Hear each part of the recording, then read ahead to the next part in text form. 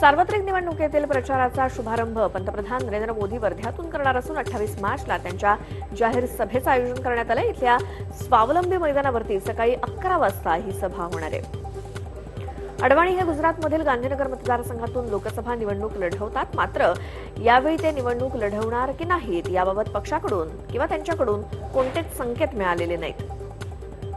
धुळ्यातील भाजपचे बंडखोर आमदार अनिल गोटे यांनी राष्ट्रवादी काँग्रेसचे अध्यक्ष शरद पवारांची तब्बल 26 वर्षांनी भेट घेतली। सुभाष भामरेंचा पराभव करण्यासाठी त्यांनी धुळ्यातून राष्ट्रवादीच्या तिकिटावर निवडणूक लढवण्याची इच्छा शरद पवारांकडे व्यक्त केली आहे। लोकसभा निवडणुकीत शेतकरी संघटना, स्वतंत्रवादी पक्ष, विदर्भ निर्माण महासंघ आणि स्वतंत्रतावादी अपक्ष उमेदवारांना पाठिंबा देणार आहे। युती किंवा आघाडीला कुठेही पाठिंबा देणार नसल्याची घोषणा शेतकरी संघटनेचे अध्यक्ष अनिल घनवट यांनी अकोल्यात पत्रकार परिषदेत केली। मनसे अध्यक्ष राज ठाकरेंनी पंतप्रधान नरेंद्र मोदी आणि भाजपचे अध्यक्ष अमित शहा यांच्या विरोधात काम करण्याचे आदेश मनसैनिकांना दिलेत। त्यामुळे मनसैनिकांचा कल आता काँग्रेस आणि राष्ट्रवादीच्या महाआघाडीकडे वळणार असल्याचं चित्र असून नाशिक आणि दिंडोरीमध्ये मनसैनिक राष्ट्रवादीचा झेंडा हाती घेणार असल्याची चर्चा आहे। शेतकरी आत्महत्याग्रस्त कुटुंबातील महिला तथा यवतमाळमधील अखिल भारतीय मराठी साहित्य संमेलनाच्या उद्घाटिका वैशाली येडे यांना प्रहार संघटनेनं लोकसभा निवडणुकीसाठी ऑफर दिली आहे। लोकसभा निवडणुकीच्या मोसमात मोस्ट वॉन्टेड डॉन दाऊद इब्राहिमला भारतात आणण्यासाठी वेगवान हालचाली सुरू असल्याचं समजतंय। दाऊदला भारताच्या हवाली करण्यासाठी पाकिस्तानवर अमेरिकेच्या मदतीनं दबाव आणला जात असून तसं घडल्यास लोकसभा निवडणुकीला नाट्यमय कलाटणी लागण्याची शक्यता आहे।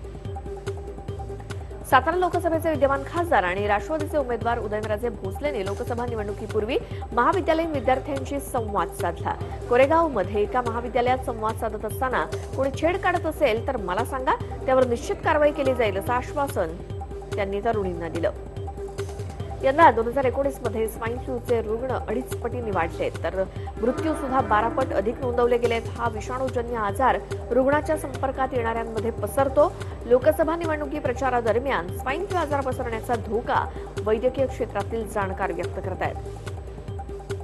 लोकसभा निवडणुकीची आचारसंहिता लागू असल्यानं विमानतळावर सुद्धा पोलीस आणि आयकर अधिकाऱ्यांची करडी नजर आहे।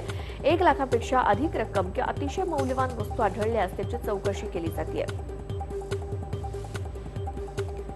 माढ्यातील मातब्बर घराणं समजलं जाणारं विजयसिंह मोहिते पाटील यांचे सुपुत्र रणजितसिंह मोहिते पाटलांनी भाजपात प्रवेश केला। मुख्यमंत्र्यांच्या उपस्थितीत मुंबईतल्या गरवारे हाऊस इथे हा प्रवेश सोहळा पार पडला। आपलं सरकार येणार आणि रणजितसिंह यांच्या येण्यानं माढ्याचा खासदार भाजपचा होणार असं मत मुख्यमंत्री देवेंद्र फडणवीसांनी रणजितसिंह मोहिते पाटलांच्या भाजप प्रवेशादरम्यान व्यक्त केलंय। तर मोहिते पाटील यांच्या कुटुंबाचा मान कमी होऊ देणार नसल्याचं फडणवीस म्हणाले। भाजपात प्रवेश केल्यानं निश्चित न्याय मिळेल। जनतेच्या प्रश्नासाठी भाजपात प्रवेश केलाय, उमेदवारी मिळेल यासाठी आलो नाही असं रणजितसिंह मोहिते पाटलांनी म्हटलंय। अहमदनगरमध्ये आता सुजय विखेंविरुद्ध संग्राम जगताप असा सामना रंगणार आहे। सुजय विखे पाटलांविरोधात राष्ट्रवादी काँग्रेसकडून संग्राम जगतापांना उमेदवारी मिळाल्याची माहिती मिळते। शिवसेना आमदार बाळू धानोरकर यांनी आमदारकीचा राजीनामा ते देणार आहेत आणि ते चंद्रपुरातून बाळू धानोरकर लोकसभा अपक्ष उमेदवार म्हणून लढवणार आहेत।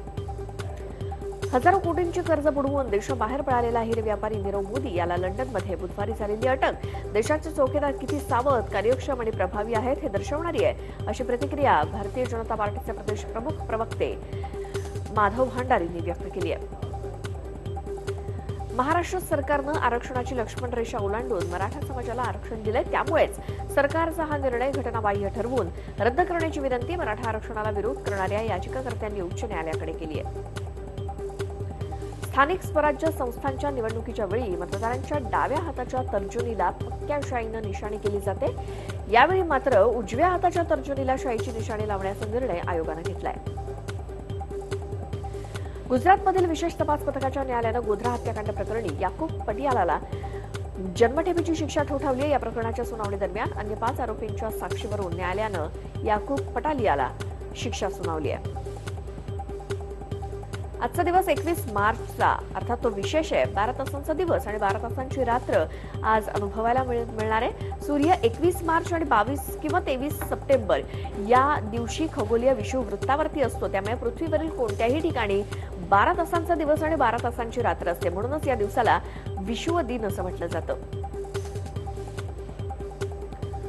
समझोता एक्सप्रेस बॉम्बस्फोट प्रकरणी पंचकुला इथल्या एनआयएच्या विशेष न्यायालयानं आसिमानंद याच्यासह इतर 3 आरोपींना निर्दोष मुक्त केलंय.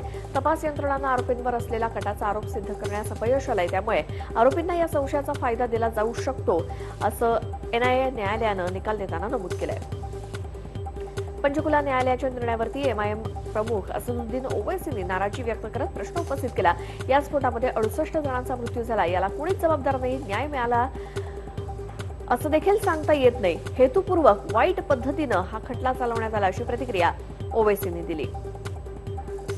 पंजाब नॅशनल बँकेचे हजारो कोटी रुपयांचं कर्ज बुडवणाऱ्या नीरव मोदीच्या मालमत्तेचा लिलाव होणार असून 173 मौल्यवान पेंटिंग्स आणि 11 महागड्या कार्सचा यात समावेश आहे. ईडीला या लिलावाची परवानगी मिळाली आहे. देशातला प्रत्येक नागरिक चौकीदार होत असून देशासह विदेशात सुद्धा चौकीदाराची धूम असल्याचं पंतप्रधान मोदी म्हणाले. 25 लाख चौकीदारांसोबत संवाद साधतेवेळी मोदींनी हे वक्तव्य केलं. पाकिस्तानात बॉम्ब टाकल्यानं इथं काहींना वेदना झाल्याची टीका देखील मोदींनी केली. सैन्यावर सवाल उठवणाऱ्यांना देशानं ओळखावं असं मोदी म्हणाले.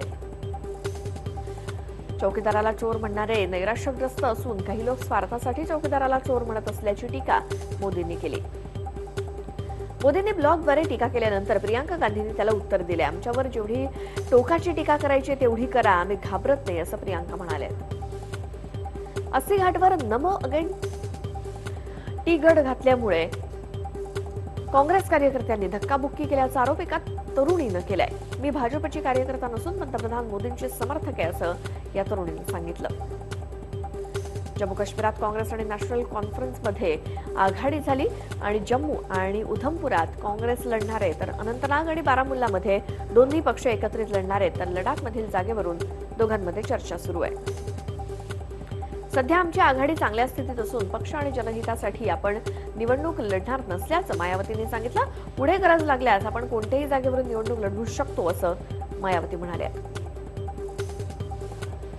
वरळीच्या बीडीडी चाळीत पबजीची प्रतिकात्मक 51 फुटी होळी करण्यात आली तर बीडीडी चाळ क्रमांक 78 आणि 79 तील वीर नेताजी क्रीडा मंडळ देखील वेगवेगळ्या सामाजिक विषयांवरती प्रतिकात्मक होळी तयार करून त्याचं दहन करतात आणि यावेळी त्यांनी मसूद अझहरच्या पुतळ्याची होळी केली.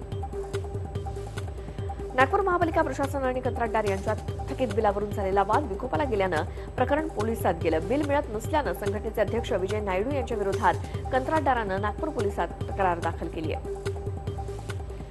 नागपूर जिल्ह्यातील खापरखेडा सावनेर या भागात गारांच्या पावसानं हजेरी लावली तर वर्ध्यात वीज अंगावर कोसळून दोघांचा मृत्यू झाला. बिहारच्या वृंदावनमधील बांके बिहारी मंदिराची होळी जगप्रसिद्ध होळी आहे आणि देश विदेशातून नागरिक या ठिकाणी होळी खेळण्यासाठी येतात आणि जगप्रसिद्ध अशा या होळीची 1835 पासून परंपरा आहे आणि नागपंचमीपर्यंत बांके बिहारी रंगात रंगताना दिसणार आहेत. खंडवा जिल्ह्याच्या पुनासा गावातील 3 फुटी धनेश राजवैद्यांना नवा जोडीदार मिळालाय. उंची कमी असल्यानं धनेश राजवैद्य यांना त्यांच्या उंचीला शोभेल अशी वधू सापडली आणि थाटामाटा दोघांचा विवाह संपन्न झाला. चीनच्या वस्तूंवर बहिष्कार घाला. भारतीयांच्या या भूमिकेची चीननं खिल्ली उडवली आहे. भारताचं उत्पादन क्षेत्र अजूनही अविकसित आहे. त्यांच्यात आमच्याशी मुकाबला करण्याची क्षमता नाही. भारतात ती हिंमत नाही आणि त्यामुळेच भारत चीनी उत्पादनांवरती कधीही बहिष्कार टाकू शकत नाही असं चीननं म्हटलंय. माझा वारसदार भारतातून असू शकेल आणि चीननं दिलेला वारसदार मान्य होणार नाही असं मत तिबेटींचे सर्वोच्च धार्मिक नेते दलाई लामा यांनी व्यक्त केले. मात्र चीननं दलाई लामा यांचे हे म्हणणं फेटाळलं असून तिबेटमधील बुद्धिझमचा पुढील धार्मिक नेता कम्युनिस्ट सरकार मानचीननं स्पष्ट केले. ब्राझीलला जाणारं इटलीचं एक जहाज अटलांटिक महासागरामध्ये बुडलं. हे जहाज 2000 कार्स घेऊन ब्राझीलला जात होतं ज्यात महागड्या 37 पोस्टकार्सचा समावेश होता. जहाजातील 27 क्रू मेंबर्सना ब्रिटिश मिलिटरी सुखरूप बाहेर काढलं आणि ग्रांडे अमेरिका नावाच्या या जहाजामध्ये ऑडी कंपनीच्या सुद्धा काही कार्स होत्या. प्रसिद्ध वैज्ञानिक आयझॅक न्यूटन यांच्या गतिविषयक 3 नियमांची माहिती देणाऱ्या पुस्तकाची बांधणीची प्रत लिलावामध्ये 14.45 कोटी रुपये इतक्या प्रचंड रकमेला विकली गेली. आजवर कुठल्याही लिलावात विकण्यात आलेल्या शास्त्रीय विषयावरील हे सगळ्यात महागडं छापील पुस्तक आहे. युरोपियन महासंघानं गुगलला पुन्हा एकदा दणका देत $1.69 अब्ज इतका जबरदंड ठोठावलाय. युरोपियन महासंघाकडून गुगलला दंड ठोठावला जाण्याची ही 3री वेळ आहे. स्पर्धा नियमांचं उल्लंघन केल्यामुळे गुगलवरती ही कारवाई करण्यात आली आहे.